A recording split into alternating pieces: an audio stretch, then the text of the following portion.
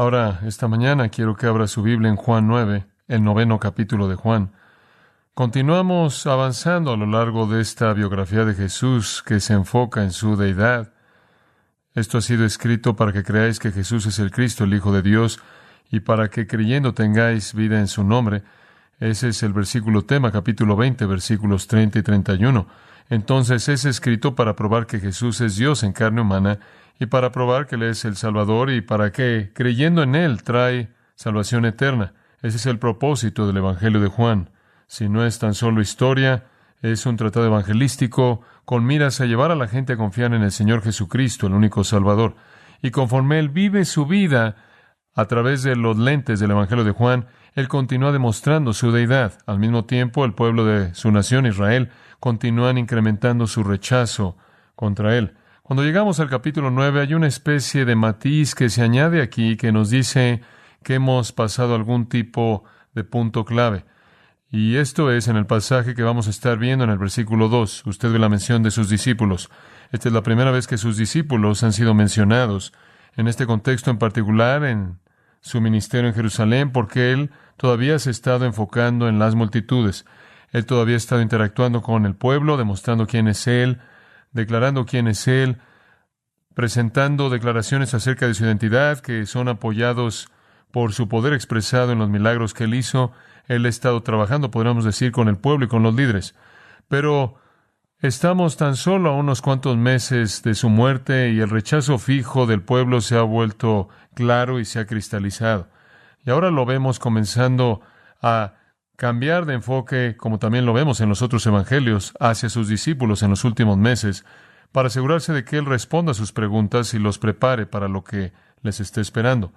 Esto entonces nos diría, creo que en un sentido Él ha cruzado el borde y ahora está en la bajada, alejándose de las multitudes, alejándose de la nación de Israel, alejándose de los líderes que han determinado qué hacer con Él, enfocándose en sus discípulos. Eso no quiere decir que esta porción en particular de la Escritura no debería tener impacto en el pueblo y los líderes, porque de hecho así fue, pero esto presenta un énfasis nuevo. Permítame leer los 12 versículos de apertura de este capítulo. El capítulo entero hasta el final básicamente está diseñado en torno a una curación milagrosa, todo el capítulo. Y el capítulo, en su mayoría, es entregado a esta explicación del milagro mismo.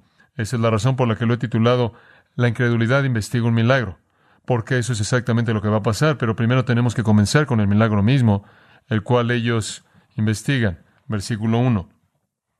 Al pasar Jesús vio a un hombre ciego de nacimiento, y le preguntaron sus discípulos, diciendo, Rabí, ¿quién pecó, este o sus padres, para que haya nacido ciego?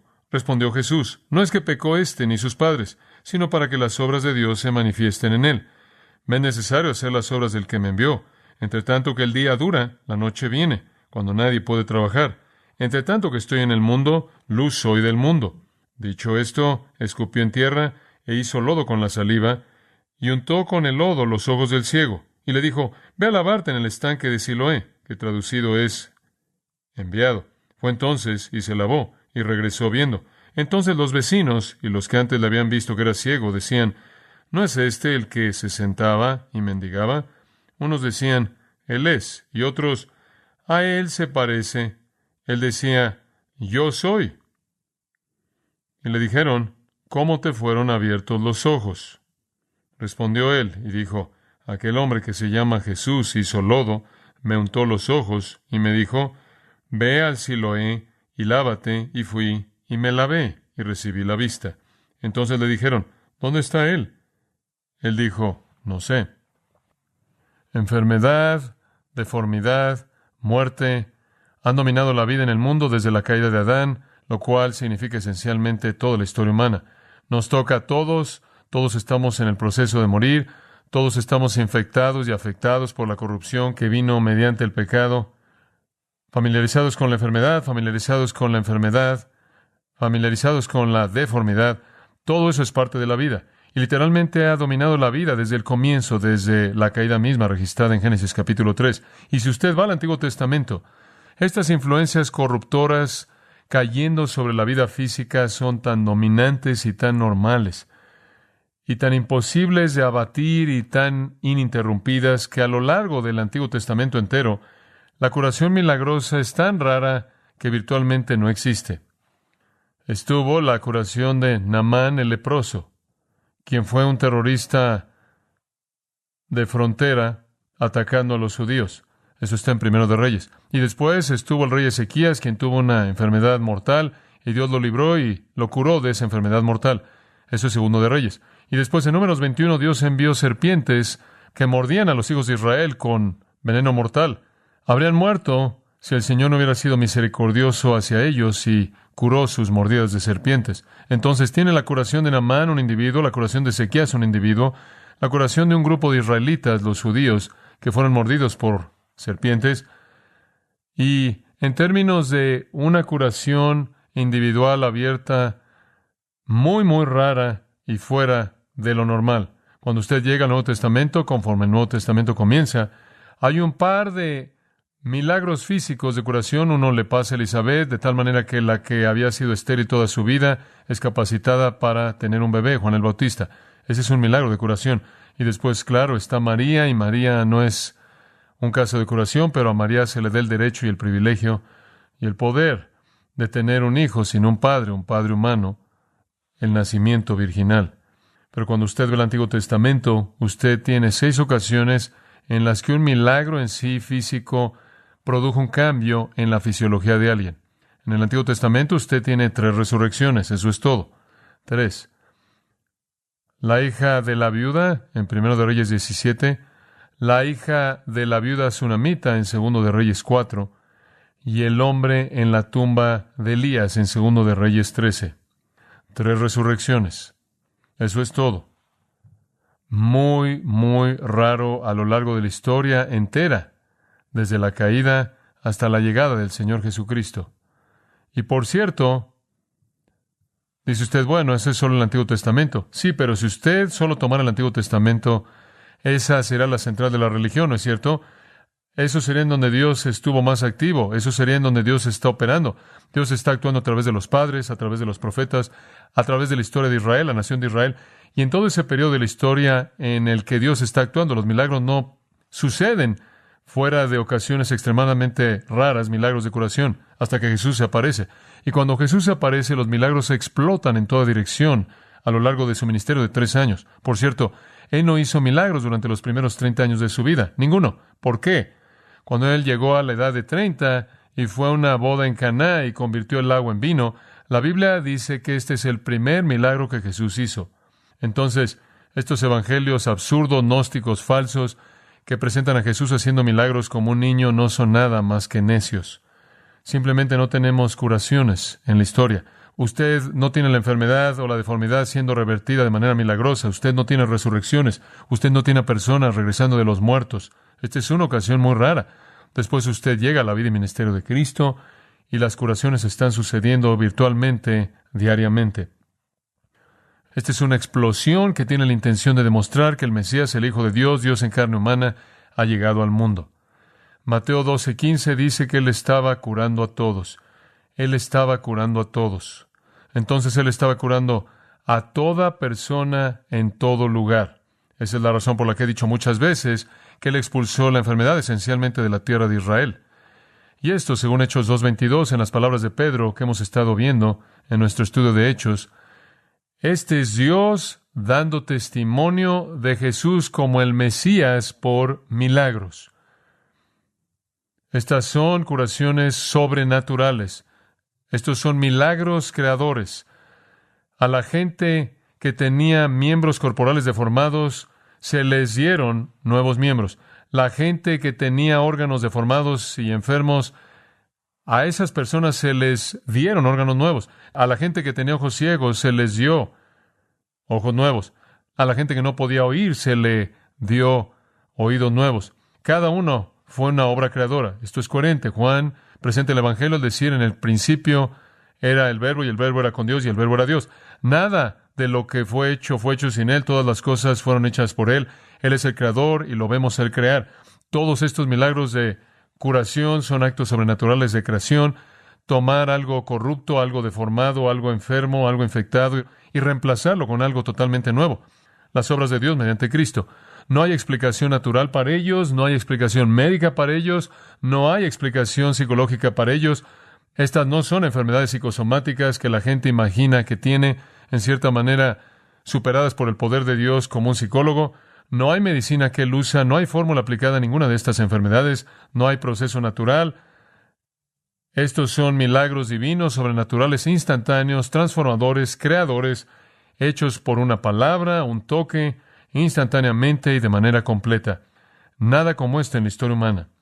Todo explotó en un periodo de 3 años. El profeta Isaías, en el capítulo 42, versículo 7, dijo que el Mesías vendría y sanaría. Él vendría y sanaría.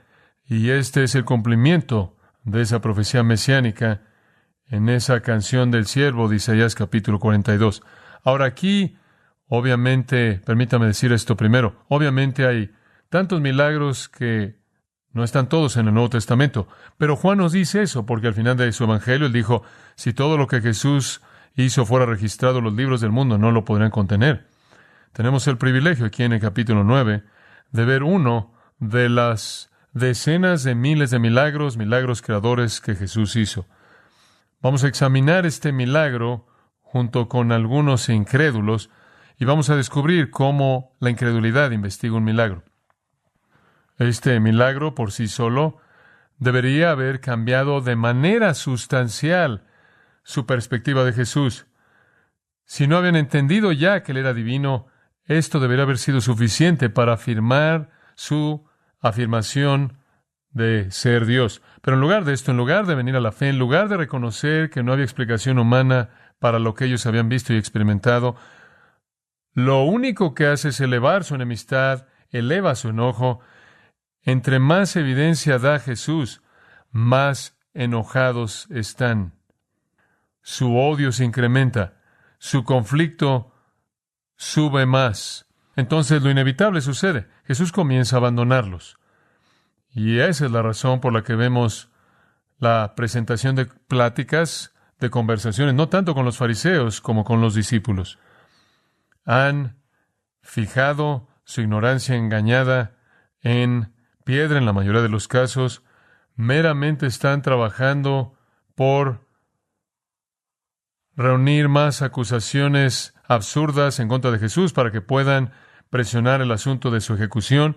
Es un cumplimiento triste, trágico del primer capítulo de Juan. A lo suyo vino y lo suyo no le recibieron.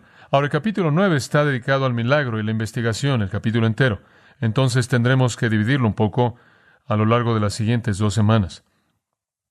Es otro milagro seguido por una discusión y diálogo. Vimos eso en el capítulo 5, vimos eso en el capítulo 6. Lo volvemos a ver aquí otra vez. Ahora, quiero dividir el pasaje en algunas secciones, entonces simplemente tomemos para esta mañana los versículos 1 al 12. Esa es una sección grande para mí, como usted sabe, pero es una narrativa y vamos a cubrirlo. Quiero dividir estos 12 versículos en puntos simples de contacto. Oscuridad, luz, vista y de regreso a la oscuridad. Oscuridad, luz, vista y de regreso a la oscuridad. Entonces comencemos con la oscuridad, versículo 1. Al pasar Jesús vio a un hombre ciego de nacimiento. Ceguera.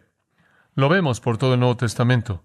Es una experiencia muy común en tiempos del Nuevo Testamento. Era una realidad muy común en el mundo antiguo, pero incluso remontándonos más allá de eso, si usted regresa al Antiguo Testamento, regresa al Pentateuco, regresa al tiempo de Moisés y los patriarcas, usted encontrará ceguera mencionada muchas veces. Mencionada en Levítico, mencionada en Deuteronomio. Después es mencionada en los libros históricos, es mencionada en los profetas. La ceguera era una realidad dominante en el mundo antiguo.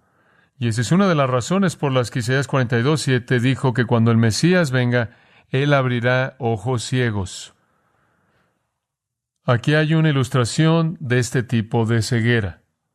Jesús ve a un hombre que es ciego de nacimiento. Él ha sido ciego su vida entera, Él nació ciego. Ahora permítame darle el panorama. Jesús acaba de declarar en el versículo 58 del capítulo 8 que Él es el yo soy, que Él es Dios mismo.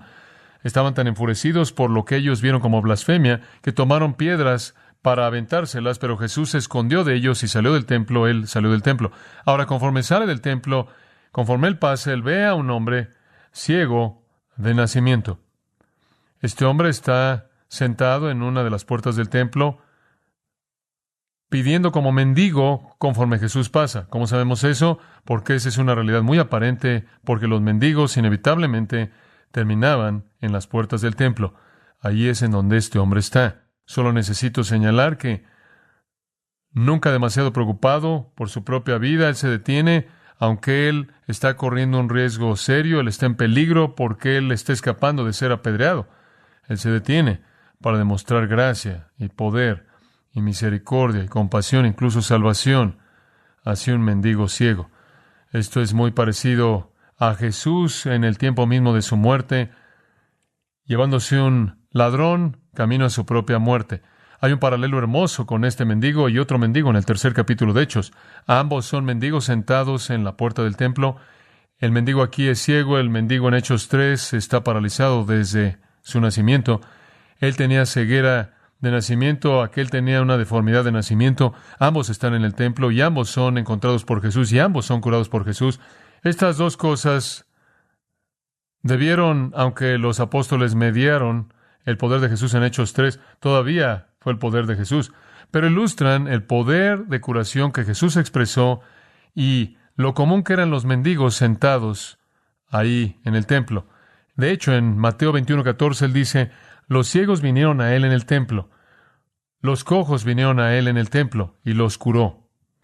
Mire, usted lo entiende, los mendigos van a donde están las multitudes, ¿verdad? Los mendigos van a donde hay multitudes, incluso en la actualidad. Usted va a donde hay multitudes y usted encuentra gente mendigando. No operan en aislamiento, los mendigos saben dónde estar. Fueron al templo. ¿Por qué irían al templo? Porque una razón, la gente más devota iba al templo. La gente buena, se entiende, iba al templo. Gente con compasión, gente que es amable, que se preocupa.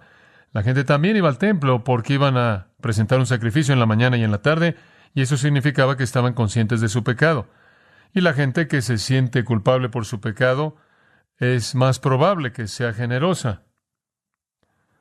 Entonces usted tiene a gente devota, usted tiene a gente que se siente culpable, usted tiene a gente que también trata de ganarse su salvación en ese sistema, y la manera en la que usted se gana su salvación y se les enseñó así por los rabís era dando limosna. Usted tiene a personas haciendo obras de bondad y caridad y usted después tiene el mero volumen de la gente ahí, entonces tiene más de dónde escoger, por así decirlo. Y debido a que las multitudes están entrando y saliendo del templo todo el día, también los mendigos sabían que donde hay multitudes de gente religiosa que tienen en mente el hacer el bien, hay seguridad de los ladrones, que de otra manera le quitaría todo lo que tenía un mendigo. Entonces el templo era donde estaban. Estaban ubicados ahí porque era el mejor ambiente para ellos, para sobrevivir. El mendigo no puede ver a Cristo, él nunca ha visto nada. Pero dice que él vio al mendigo al pasar. La gracia soberana domina este milagro. La voluntad soberana domina este milagro. El hombre ciego no puede ver nada, él no sabe nada acerca de que Jesús está pasando, pero Jesús lo ve. El hombre ciego es un retrato del hombre cegado por el pecado, que no tiene capacidad de ver a Jesús, que está sumergido de manera profunda en su ceguera desesperada y no tiene capacidad para ver al Salvador. La analogía es irresistible. De hecho, los evangelios usan esta analogía. Pablo habla de la ceguera espiritual en varias ocasiones. Y los evangelios registran más casos de gente ciega siendo curada que cualquier otra enfermedad específica. Hay una curación de un sordo mudo, hay una curación de alguien con parálisis, hay una curación de alguien con una fiebre, hay 2 curaciones de leprosos, grupos de leprosos, hay 3 personas muertas resucitadas, pero hay 5 relatos separados de gente ciega. La ceguera ilustra bien la oscuridad espiritual del hombre y su condición perdida. Sin esperanza desde el comienzo, este hombre ciego depende de que alguien se le acerque y escoja ayudarlo. Él es como el pecador. Dios tiene que tomar la iniciativa con el hombre ciego mediante Cristo. Dios tiene que tomar la iniciativa mediante Cristo para el pecador. Así opera la gracia. Estamos perdidos, estamos muertos, estamos ciegos, no conocemos la verdad, no vemos a Cristo, no tenemos Dios y Dios nos ve. Viene con compasión, gracia y concede vida espiritual.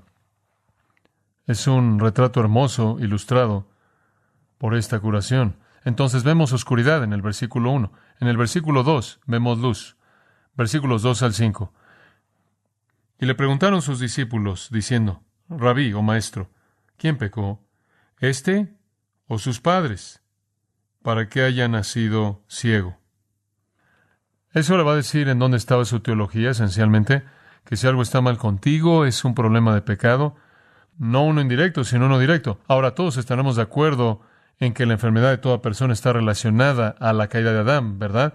Pero usted no puede establecer un eslabón directo entre yo estoy enfermo porque 3 meses atrás cometí cierto pecado.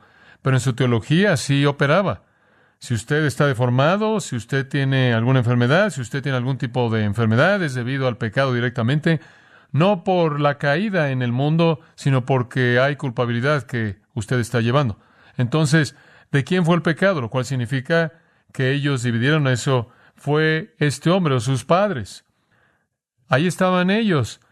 Eso era lo que se había desarrollado en su sistema, que la gente que estaba enferma o débil o lo que fuera, estaban así porque o habían pecado, sus padres habían pecado.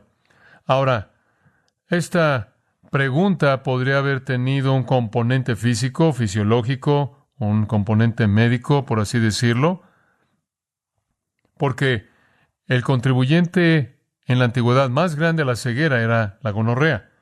Y debido a que no había tratamiento para eso, cuando una madre tenía gonorrea, un bebé que pasaba por el canal del parto salía ciego, esencialmente. Esto era una epidemia.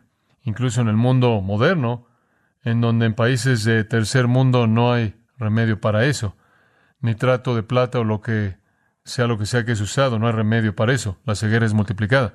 Hubo un tiempo, no muchos años atrás, según una fuente que leí, en donde 90% de los ciegos que nacen ciegos eran por enfermedad venérea. Y de nuevo, incluso en la actualidad, en países en donde no tienen la capacidad de cuidar de eso, la ceguera se incrementa. Entonces estaban diciendo algo acerca del pecado de la madre o del padre, algo acerca de una enfermedad que se transmitió. Quizás eso estaba en su mente, pero lo más probable es que era teológico más que fisiológico. Los rabinos estaban convencidos de que los pecados de los padres eran visitados sobre los hijos. ¿De dónde sacaron eso? Sacaron eso porque malinterpretaron Éxodo 20, y voy a llegar a eso en unos minutos. Pero creían que los pecados de los padres podían aparecerse en la culpabilidad y castigo de los hijos. Pero antes de que lleguemos a ese punto, retrocediendo un poco, hacían una conexión directa entre el sufrimiento y el pecado en la vida de la persona. Ahora usted recuerda la ilustración clásica de esto, que son los amigos de Job. Job no ha hecho nada, él está sufriendo como loco, sus amigos vienen capítulo tras capítulo tras capítulo tras capítulo y tratan de condenarlo, tratar de que sea culpable para que puedan encontrar el pecado y la causa directa para su sufrimiento. Y él continúa rechazando eso, pero ese era un reflejo de su teología. En donde hay pecado, hay sufrimiento.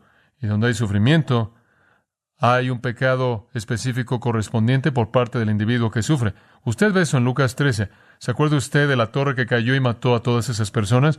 ¿Y usted se acuerda de los hombres de Pilato que entraron y mataron a los galileos que estaban adorando? ¿Qué preguntó la gente? Dijeron, ¿son peores pecadores que el resto de la gente? Si viene la calamidad, si una torre cae sobre usted y lo mata, o si alguien lo apuñala a usted, esa es una señal de que usted es peor que el resto de la gente, ¿verdad? Las peores personas tienen las calamidades y las mejores personas escapan. Ese es el mismo tipo de teología. Entonces, su pregunta viene de la manera de pensar de los rabís. Los rabís incluso tenían que explicar asuntos de nacimiento, deformidades de nacimiento, ceguera de nacimiento, nacer ciegos. ¿Cómo podía ser el pecado de la persona que nace ciega cuando dicen, ¿acaso fue este hombre que pecó? ¿Cómo podía él pecar? Él estaba en el vientre. Incluso los rabíes desarrollaron la idea de iniquidad prenatal, pecar en el vientre. Y hay algunas discusiones realmente absurdas entre rabís de este tema, en la que un rabí eventualmente responde con Génesis 4:47, el pecado está a la puerta, y él dice que la puerta se refiere a la puerta del vientre. Entonces él interpreta eso como algún tipo de principio para entender la iniquidad prenatal. Y el otro hombre dice, el otro rabí dice que si el bebé de hecho estaba pecando en el vientre, él estaría pateando con más fuerza. Es algo loco. Algunos creían, como Platón, en la preexistencia del alma, influenciado por los helenistas. De alguna manera, su alma existía pecando antes de que usted fuera concebido. Entonces creían que de alguna manera, algunos de ellos creían que algo que una persona hacía en el vientre o como un alma antes del vientre contribuyó a esta condición. Por otro lado, creían también que los hijos sufrían por los pecados de los padres. Y ese fue Éxodo 20, versículo 5. Yo, Jehová tu Dios, soy Jehová celoso, que visito la iniquidad de los padres sobre los hijos hasta la tercera y cuarta generación. Usted ha oído a personas usar eso, que hay hijos bajo maldición, generaciones bajo maldición. Esta noción de que usted está pagando por los pecados de sus padres, de alguna manera, ha sobrevivido hasta nuestra época, incluso en la actualidad. Pero entre los judíos existía la idea de que la gente podía ser castigada por varias generaciones por pecados cometidos por sus padres. Dice usted, bueno, ¿qué significa eso? Primero, es una afirmación colectiva, los pecados de los padres, los líderes, la generación, las cabezas de una generación, los pecados que ellos cometen, que definen esa generación, tienen tanta influencia que no pueden ser revertidos y arrancados durante 3 o 4 generaciones. Ese es el principio que eso está estableciendo. No está diciendo que los pecados individuales durante 3 o 4 generaciones de hijos, nietos, bisnietos van a ser maldecidos. Eso es algo que no enseña la Escritura y le voy a mostrar eso en un minuto. Pero lo único que está diciendo es, más vale que tengas cuidado de tu generación, porque si eres caracterizado por la iniquidad y el pecado, va a tomar 3 o 4 generaciones para revertirlo. Piense en eso cuando usted ve la generación en la que está viviendo en este momento. Esto no se revierte rápido. Penetra profundamente. Esto no es personal. Vaya a Ezequiel, porque necesito mostrarle esto. Ezequiel capítulo 18, uno de los capítulos más importantes en los profetas. Ezequiel 18, porque está dirigido a esta pregunta. La palabra de Jehová, capítulo 18, versículo 1. Ezequiel 18. Cuando la palabra de Jehová vino a mí, dice Ezequiel diciendo, ¿qué quieres decir al usar este proverbio acerca de la tierra de Israel? Diciendo, los padres comen las uvas agrias, pero los dientes de los hijos sienten la acidez. Ese es el proverbio. El proverbio es que los hijos sufran la consecuencia de la conducta de sus padres. Entonces Dios le dice a Ezequiel, ¿qué quieres decir al usar eso? Versículo 3. Vivo yo, declara Jehová Dios, ciertamente no van a usar este proverbio ya en Israel. Dejen de usar eso. Después él explicó en el versículo 20, la persona, el alma que pecare, esa morirá. El hijo no llevará el castigo por la iniquidad del padre, ni el padre llevará el castigo por la iniquidad del hijo. La justicia del justo estará sobre él, y la impiedad del impío será sobre él. Responsabilidad individual, punto, se acabó. Pero en esa teología judía, ahora de regreso a Juan 9, habían desarrollado este sistema en el que generaciones podían ser maldecidas. Entonces, ¿quieren saber, acaso el hombre pecó de alguna manera? ¿Pecó de alguna manera? ¿Pecó en el vientre o sus padres pecaron y ahora él está maldecido con ceguera? Usaban un par de casos. Iban a Acán y decían, bueno, cuando Acán robó cosas que no debía robar, cuando él fue a la tierra y lo sepultó en su tienda, recuerde usted que Dios dijo apedréenlo y a su familia entera. ¿Por qué Dios quiso que la familia entera fuera matada? Respuesta, complicidad. Todos estaban involucrados en esto. Todos eran culpables. Y hay ocasiones cuando Dios castigó directamente a alguien por el pecado al darle a esa persona una enfermedad. Incluso mató a algunas personas en el Antiguo Testamento. María recibió lepra en Números 12 como un castigo directo de Dios. Usías, castigo directo de Dios, murió. Tocar el arca, castigo directo de Dios, muerte. Entonces, hay ocasiones de que eso sucede en el Antiguo Testamento. Pero las preguntas simplemente reflejan toda esta teología. La respuesta que Jesús da está en el versículo 3. No es que pecó ni sus padres. Esto no tiene que ver con eso. Con una afirmación, aplasta completamente todo ese sistema teológico, porque Jesús ahora está diciendo, alguien puede tener una enfermedad severa de nacimiento, de por vida, que no tiene nada que ver con su propio pecado o los pecados de sus padres. Todo ese sistema lo aplastó con una afirmación. No pueden hacer esa conclusión. Aquí está la razón por la que Él es ciego, sino para que las obras de Dios se manifiesten en Él. Él es ciego para la gloria de Dios. Él está ciego para la gloria de Dios. Él está ciego para que podamos llegar a este momento y esta curación y el poder de Dios sea mostrado y las obras de Dios sean manifiestas y Dios sea glorificado. No toda la enfermedad, no todo defecto, no todo el sufrimiento viene del pecado personal. Puede ser. Usted puede ser un creyente y si usted simplemente sigue pecando, el Señor podría hacer que usted esté débil y enfermo y le quite la vida. Hay un pecado para muerte, pero no necesariamente puede hacer esa conexión. O va a ser como los amigos de Job y usted va a estar diciendo, oh Job, estás pecando en algún punto, por favor, confiesa, y usted no va a ser mejor que los amigos de Job. No, esto no es acerca de los padres del hombre. ¿Eran pecaminosos? Seguro. ¿Es él un pecador? Claro, pero esto no tiene nada que ver con eso. Hay pecadores saludables en el mundo. ¿Se ha dado cuenta? Realmente los hay. Algunos de ellos son miserables. Digo, algunos de ellos son pecadores miserables y viven mucho tiempo y están saludables. Y hay creyentes enfermos que son fieles al Señor y usted no puede hacer esas conexiones. Bueno, Jesús acaba con esa teología, simplemente la derriba y dice, esto tiene que ver con las obras de Dios. El propósito de la ceguera del hombre es revelar el poder milagroso de Dios mediante el Hijo de Dios para sustanciar sus afirmaciones de ser el Mesías, de ser Dios mismo. Él va a hacer un milagro creador para que sea claro para toda persona que Él es el que creó, así como Juan comienza su evangelio diciendo eso. Él es un instrumento preparado para mostrar a Dios mediante Cristo. Jesús no quiere discutir teología más de lo que Él quiere derribarla, simplemente cortarla de raíz. Entonces, en el versículo 4, sin más discusión teológica que simplemente aplastar esa conexión absoluta que habían hecho, Él dice, me es necesario hacer las obras del que me envió, entre tanto que el día dura, la noche viene, cuando nadie puede trabajar. ¿Adivine qué? Es bueno tener una discusión teológica, pero tarde o temprano necesita irse a trabajar.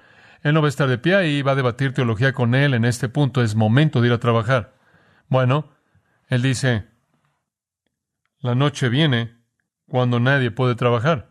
Él no está hablando de noche física. Supongo que era de día y creo que probablemente quería curar al hombre durante el día para que el hombre pudiera ver que podía ver. Digo, en cierta manera sería algo no amable si usted va a curar a un hombre esperar hasta que estuviera oscuro. Por favor. Digo, esto es bastante monumental. Por lo menos hace esto en el día. Entonces creo que Jesús quiso curarlo durante el día, pero ese no es el punto. El punto es, nosotros, me encanta que nosotros, voy a acampar en eso en un momento, nosotros debemos hacer las obras de aquel que me envió. De regreso al capítulo 5, versículo 17 y en adelante, Jesús dijo, yo trabajo y el Padre trabaja.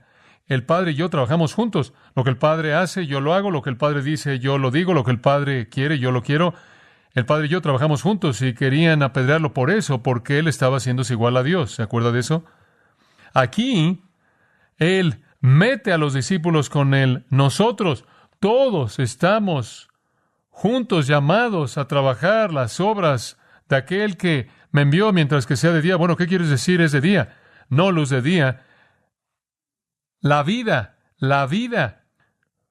una implicación espiritual mucho mayor aquí. La muerte está en el horizonte. Él tiene meses. Los discípulos, algunos de ellos no tienen mucho tiempo. Tienen años, pero son martirizados. Hay una realidad mucho más grande aquí.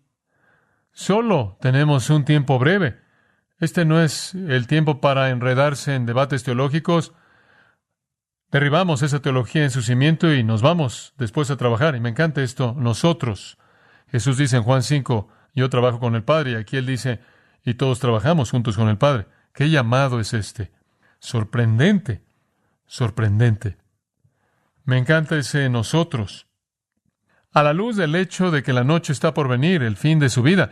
No sabemos cuánto tiempo tenemos. No sabemos. ¿Meses? ¿Años? No sabemos. Menos cada aliento, menos cada vez que exhalamos, menos cada día es tiempo de trabajar. No sé cuánto tiempo tengo, pero no creo que nunca había tenido más cosas de lo que quería hacer para el reino. No puedo colocar las riendas en algún lugar porque solo hay una cosa por qué vivir y eso es trabajar con el Salvador y el Padre y hacer la obra, hacer el trabajo. Estoy tan emocionado por estar en el nosotros. Debemos trabajar, hacer las obras de aquel que me envió mientras que es de día. Mientras que es día. Simplemente es una expresión para hablar de la vida antes de que las luces se apaguen permanentemente y usted deje este mundo. Efesios 5:16, Pablo lo dice de esta manera, redimiendo el tiempo, aprovechando de la mejor manera su tiempo, porque los días son, bueno, ¿qué está haciendo con su vida? ¿Qué está haciendo con su tiempo? Gastándolo con una cantidad de cosas absurdas que no importan. Me encanta que estamos en el nosotros aquí. Eso eleva la idea entera, ¿no es cierto? Mientras que es de día, escuche, cristiano, limpie su vida, muévase, saque el pecado, saque la mundanalidad, saque las cosas triviales, la concesión, deje de desperdiciar tiempo, deje de coquetear con el mundo, deje de hacer esas cosas que no tienen valor en absoluto en el futuro y trabaje de la mano con el Señor, de la mano con el Padre. Qué cosa tan increíble es trabajar con el que puede hacer mucho más abundantemente, más allá de lo que podemos pedir o entender. Póngase a trabajar. Jesús sabía que su muerte estaba por venir en tan solo meses. Él dice en el versículo 5, entre tanto que estoy en el mundo, luz soy del mundo.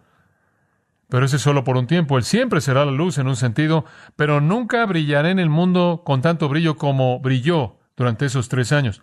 Debo usar mi poder y luz mientras que estoy aquí. Él va a usar su poder para darle a este hombre luz física, pero lo que es más importante, Él va a darle a este hombre luz espiritual. Si usted va al versículo 38, el hombre mismo dijo, Señor, creo, y lo adoró. Entonces Él no solo cura al hombre ciego, Él lo salva. Entonces digo, los versículos 2 al 5, la luz irrumpe la oscuridad. Primero es luz física para que Él pueda ver, y después es luz espiritual para que Él pueda ver a Dios. Primero Él podía ver el mundo que lo rodeaba y después Él podía ver el mundo invisible. Yo soy la luz del mundo, capítulo 8. Él dijo, yo soy la luz del mundo. El que me sigue no andará en tinieblas, sino que tendrá la luz de vida. Jesús está sintiendo el fin de su vida que llega y Él está diciendo, hombre, tenemos que irnos a trabajar, solo puedo brillar este nivel de brillo mientras que es de día y está por llegar a su fin. Él repitió ese tipo de verdad varias veces, por lo menos 4 veces en los evangelios, cuando Él habló de que Él era la luz, pero no siempre iba a ser así, que el tiempo era limitado. Entonces, la oscuridad y después la luz. Y después llegamos en tercer lugar a los versículos 6 y 7, vista. Dicho esto, escupió en tierra e hizo lodo con la saliva y untó con el lodo los ojos del ciego. Y le dijo, ve a lavarte en el estanque de Siloé, que traducido es enviado. Fue entonces y se lavó y regresó viendo. Ahora, si usted lee comentarios, la pregunta surge, ¿por qué usó este método? Bueno, Él lo hizo varias veces. Marcos 7, Él usó saliva para mezclarla con lodo, para colocarla en los oídos de alguien. Marcos 8, Él hizo lo mismo con otra persona ciega. Él hizo eso. La gente dice, bueno, ¿por qué hizo Él eso? Bueno, encontré algunas sugerencias interesantes. Un hombre dijo, para usar la cualidad de curación de la saliva. ¿En serio? Eso está estirado. Otro comentarista dijo, para hacerlo aún más ciego. Usted no puede ser más ciego que estar totalmente ciego. Apilar lodo sobre ojos que no operan no lo hace usted más ciego. No es una buena percepción. Otro escritor dijo, para simbolizar que el hombre está hecho del polvo. No veo la conexión. Otro dijo, para darle tiempo a los ojos para curarse. Esos ojos no necesitaban curarse, necesitaban ser reemplazados. Esos son torpes. ¿Por qué es que él usó este método? No tengo idea. Además, no me podía importar menos. Lo hizo. Hay un elemento en esto que entiendo. Podría él tan solo haber tocado sus ojos y él habría visto instantáneamente. Habría podido crear ojos allí de inmediato. ¿Por qué lo envía a algún lugar? Porque creo que él está llamando a que sea obediente aquí. Él está llamando a que el hombre se someta. Ahora recuerde, el hombre no sabe quién le está hablando. Él nunca ha visto a nadie. Pero él obedece. Él va y hace eso.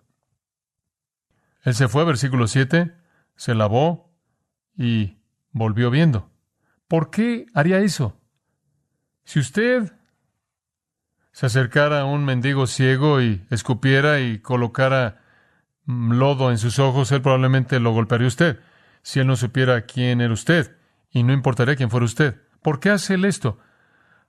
Por la motivación divina de un poder irresistible que está comenzando a operar en su voluntad. Él está siendo transformado. Estamos viendo aquí una ilustración de la regeneración. La vida nueva está irrumpiendo en su alma oscura. No creo que él tenía ninguna vacilación en absoluto. Creo que es una chispa de fe que se encendió en su corazón conforme el Espíritu de Dios comenzó a cambiarlo en el interior. Y llega a dar fruto en el versículo 38 cuando él dice, Señor, creo, y lo adora. ¿Acaso estos son los primeros indicadores de la obra del poder del Espíritu Santo para llevar a este hombre a someterse a Cristo? ¿Por qué el estanque de Siloé? Ese es un lugar muy especial. Afuera del muro había un lugar llamado el manantial de Gihón, mucha agua, pero la ciudad era muy vulnerable. Estuvo bajo sitio y estaban preocupados en el día de Ezequías por los asirios que estaban sitiando la ciudad y cortaran el agua. Entonces, Ezequías hizo que se construyera un túnel a partir del manantial debajo del muro de la ciudad para que entrara a Jerusalén, para que pudieran tener provisión de agua, y el agua se mantenía en el estanque de Siloé. Significaba enviado porque el agua estaba siendo enviada del manantial Gihón a la ciudad. Esta era la reserva de agua a la que acudían en la fiesta de los tabernáculos para recoger el agua para el gran festival, cuando derramaban el agua, recordando la provisión de Dios de agua en el desierto, y Jesús dijo que Él era el agua viva, ¿se acuerda de eso? Entonces esto habló de la provisión de Dios, habló de la limpieza de Dios, habló del agua de vida. Realmente es un retrato hermoso, y era agua siendo enviada a la ciudad, otro símbolo maravilloso. Las aguas fluyen del monte del templo y son consideradas incluso en el Antiguo Testamento como simbólicas de bendición espiritual. Isaías 8 habla de eso. Entonces, cuando el hombre fue a lavarse en Siloé, había una analogía ahí. Él estaba acudiendo al que era el verdadero Siloé, el manantial de agua de vida de Dios. Cristo es el verdadero Siloé. Eso incluso él dijo allá atrás en el capítulo 7, versículo 37.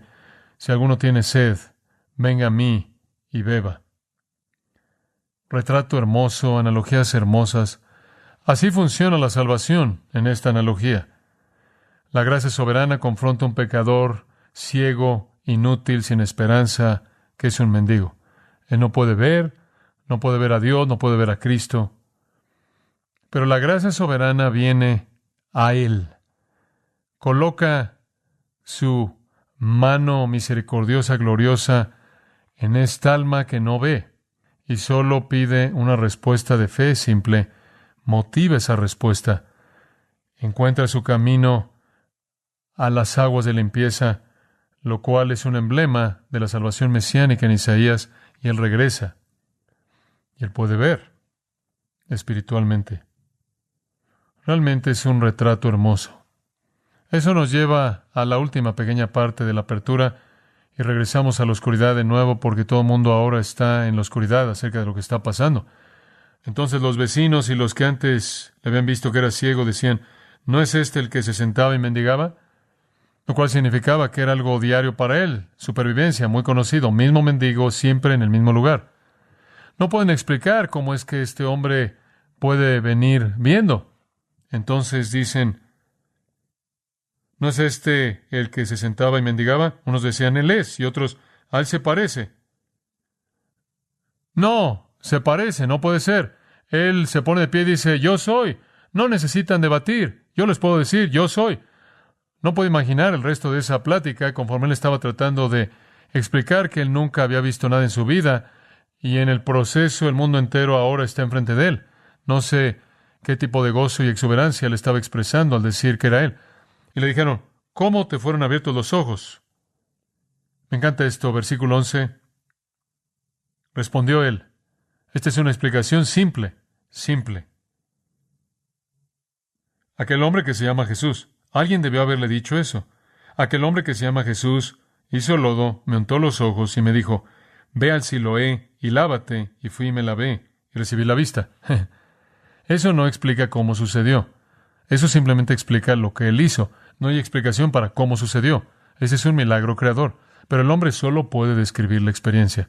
Entonces él está tratando de empujar la oscuridad hacia atrás para el resto de la gente.